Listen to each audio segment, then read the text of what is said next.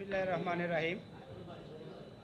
ষড়যন্ত্রমূলক মামলায় তীব্র নিন্দা প্রতিবাদ এই সমাবেশে আমাদের মাঝে উপস্থিত আছেন ঢাকা জেলা সিনিয়র সহসভাপতি খন্দকার শাহ মাইনুল হোসেন বিল্টু, উপস্থিত আছেন আশুলিয়া থানা বিএনপির সহসভাপতি আব্দুল বাসেদ দেওয়ান, উপস্থিত আছেন মোহাম্মদ নজরুল ইসলাম সহসভাপতি আশুলিয়া থানা বিএনপি, মোহাম্মদ মুখলেসুর রহমান ইলিয়াস শাহী সহসভাপতি আশুলিয়া থানা বিএনপি। বিসমিল্লাহির রহমানির রহিম। সম্মানিত ইলেকট্রনিক ও প্রিন্ট মিডিয়ার সাংবাদিক ভাই ও বোনেরা, আসসালামু আলাইকুম। আমি আলহাজ মোহাম্মদ আব্দুল গফুর মিয়া, সাধারণ সম্পাদক আশুলিয়া থানা বিএনপি এবং সাবেক চেয়ারম্যান স্বনির্ভর ধামসন ইউনিয়ন পরিষদ। বিগত 5ই আগস্ট 2024 বৈষম্য বিরোধী আন্দোলন আশুলিয়া থানার অন্তর্গত বিভিন্ন স্থানে আন্দোলনরত ছাত্র জনতার উপর আওয়ামী লীগ, ছাত্রলীগ, যুবলীগের সশস্ত্র সন্ত্রাসী এবং পুলিশের গুলিতে অসংখ্য ছাত্র জনতা গুলিবিদ্ধ হয়ে নিহত এবং আহত হয়েছে।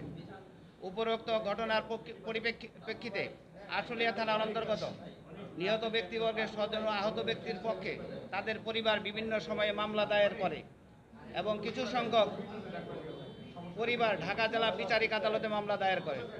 এমত অবস্থায় এই সকল মামলায় আমি আশুলিয়া থানা বিএনপির সাধারণ সম্পাদক হয়েও আমাকে এবং আমার নেতাকর্মীদের বিরুদ্ধে ষড়যন্ত্রমূলক মামলা থানা এবং বিচারিক আদালতে মামলা দায়ের করা হয়েছে, যার সিআর মামলা নম্বর 1265/24, আশুলিয়া থানার মামলা নম্বর 63/9/2024 এবং 1218/24, যাহা পিবিআই এর তদন্তাধীন।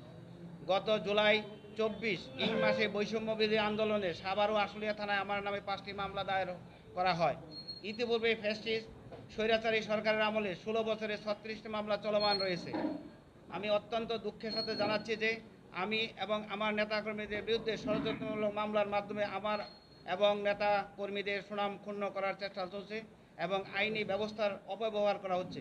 এইসব ষড়যন্ত্রমূলক মামলার মাধ্যমে সমাজে বিভ্রান্তি সৃষ্টি করা হচ্ছে এবং আমার বিরুদ্ধে জনমত ঈর্ষান্বিত করার অপচেষ্টা হচ্ছে। একটি কুচক্রী স্বার্থান্বেষী মহল উদ্দেশ্যপ্রণোদিতভাবে মামলা, বাণিজ্য ও পোশাক শিল্প কারখানা সহ বিভিন্ন ধরনের ব্যবসা হাসিলের উদ্দেশ্যে সাধারণ জনগণ ও বিএনপি নেতাকর্মীদের হয়রানি উদ্দেশ্য ষড়যন্ত্রমূলক মামলা দায়ের করছে। আমাদের আইনজীবী দল ইতিমধ্যে মামলার সকল আইনগত দিক পর্যালোচনা করছে এবং আমরা আত্মবিশ্বাসী যে সত্য এবং ন্যায় বিচার আমাদের পক্ষেই থাকবে ইনশাল্লাহ। আমরা গণমাধ্যম, ছাত্র সমন্বয় বাংলা জাতীয়তাবাদী দলের দায়িত্বশীল নেতৃবৃন্দ ও প্রশাসনের প্রতি আহ্বান জানাচ্ছি, এই সকল ষড়যন্ত্রমূলক মামলা ও হয়রানি অবিলম্বে প্রত্যাহার ও সঠিক এবং নির্ভুল তথ্য প্রচার করার জন্য আহ্বান জানাচ্ছি।